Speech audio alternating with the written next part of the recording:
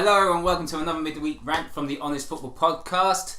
Cody's time for a rant, and it's about the term mutual consent. Yes, not the term generally, but the term in football, which I think we can all agree is misused. Yeah. Go on. Well, how often do we see that a manager has been sacked by a club by mutual consent? Quite a lot. And I say sacked by a club by mutual consent because what they've actually been done is been sacked, and the term they've said is mutual consent. I don't know how many of those managers wanted to lose their jobs, and even if they did, I'm sure the only mutual bit about it was the pay packet they were getting from. Well, that's the thing, yeah. Like when it says mutual consent, is that the managers kindly agreed to take a bit less? That's than what I was going to say. earn? Yeah, they're still going to get a payout, but they're not getting they get like I don't know a third of their contract payout or whatever it is instead. You know, is that what they mean? Less by than mutual 100%. Yeah, because I suppose from the club's perspective, is that easier then to say that, so then the manager has got a better chance of getting a job, and they don't have to pay him as much. You know, if you sack someone, it looks bad. Depends on the term, yeah. Exactly. I mean, I'm using the midweek rant as a platform for this, but it's not so much a rant as such.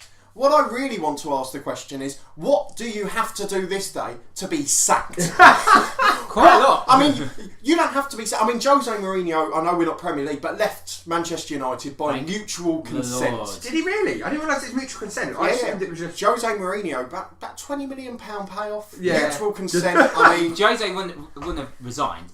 no, There is he one wouldn't. man who I gonna know get who 20 does million sack payout. people though. Go on. And it's our very good friend, Glenn Tamplin. Now he loves a sacking, if I'm honest. Including himself. Including himself. I'm sure he gave himself a lovely payout. That is true. That is very true. I would love to have seen that board meeting.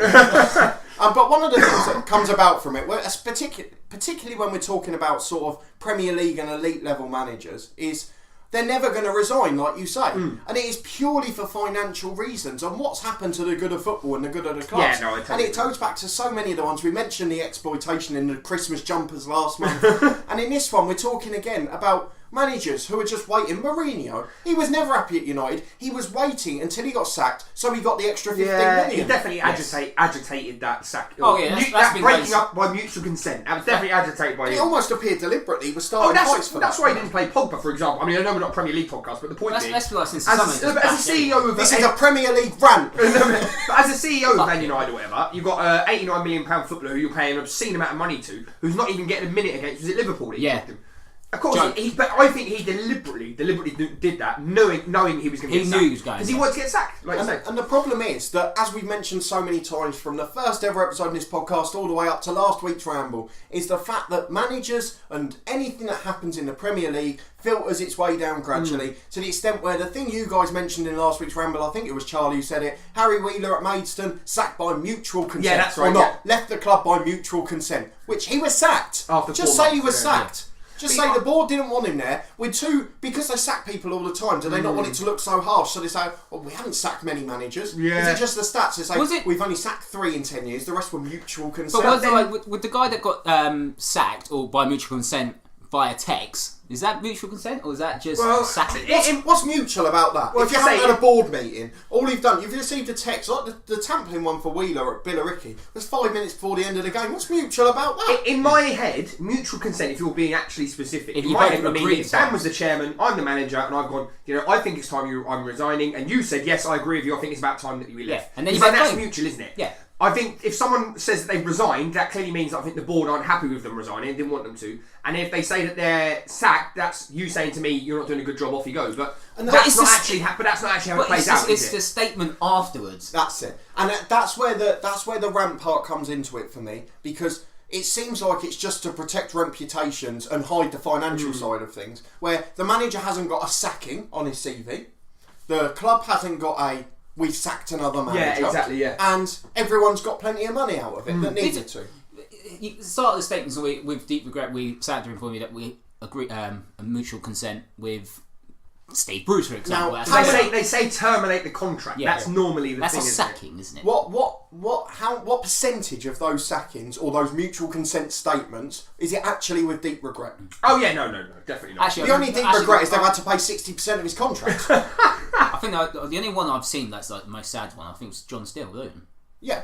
And Yeah, that, but that He didn't was want to sack him, But if you look he at had to. That's quite topical because obviously he's just retired this week. Yes. And probably one of the last few people, I imagine, in the football world who will do that. You know, what I mean is there'll be managers now who are maybe thinking, I could retire soon, but they'll just keep going and going until they get sacked by mutual consent. and get their payout instead. And I think that the falling on your sort of reputation now for some managers don't care. Like, I think hats off to John Steele, who could have kept going really for whatever reason. He still can. He still would have. No, what I mean is that he even at Barnet again, he retired instead of waiting to get. And that's the point I'm trying to make. Yeah, but I don't. I think he's still at the club anyway. But I think managers like that will be few and far between now. I mean, what people are willing to do that. I guess. Holloway's another one actually. Yeah, absolutely. I guess the final point for me is, as we move forward, it's become more about business than football, like so many things. And there are still a few clubs where there are genuine mutual consent. I can't remember who it is. There was one a few weeks ago and I went, that's actually mutual consent. Yeah. But the phrase is bandied about so much. It's like when you say a great player. And no one knows what a great player is now because 1,000 people have got the tag and only 10 of them are great. And the same thing happens with mutual consent. There's 10 mutual consent agreements, but 1,000 of them have been called in. Yeah. And it just becomes a bit washy-washy and pointless, doesn't it? What I would say, though, just to be the other side of it, just very, very briefly, if I'm the chairman of a club and I know that if I put out that this manager's been sacked, there's going to be uproar, like proper chaos from the fans or whatever, if he was a popular manager, would I still risk that, or would I cleverly word it as mutual consent, even though me and the manager know that? But the fans now know what it means. Yeah, true. I think it's like, if you're as the chairman, like, you don't win either way, because some fans will say, yes, great, about time you got rid of the manager, and then the other one goes, why did you get rid of him in the first place? And you don't actually and they're all saying, why did you pay him so much? Because that's what mutual consent means. Yeah, true. But if a manager gets sacked by mutual consent, you're a United fan. Yes. Mourinho got mutual consent. Yeah. What did you think? He got sacked. Yeah. Exactly. He got sacked. Oh, he's definitely what happened when Slaven Bilic left by mutual consent? He got sacked. Definitely, yeah. And that's it. Just call it a sacking because that's what it fucking is. Yeah, it's just become... I thought this was going to be the most calmest rant we've ever had, and then he just went, fuck it. No, but it just really annoys me. You'd Almost as much as Phil Tuffley. You'd just rather than be honest, is that what you're saying? Yeah. Essentially. No, I don't think you can be fairer than that. However, I agree, yeah. I agree with you. I don't think that's ever going to change anytime soon. I think they're always going to use this. Football's been like that for years. For as long as football becomes business orientated and doesn't give a shit about the actual football side of it, this will continue. Don't forget to like, share and subscribe for regular content on the On Sport podcast.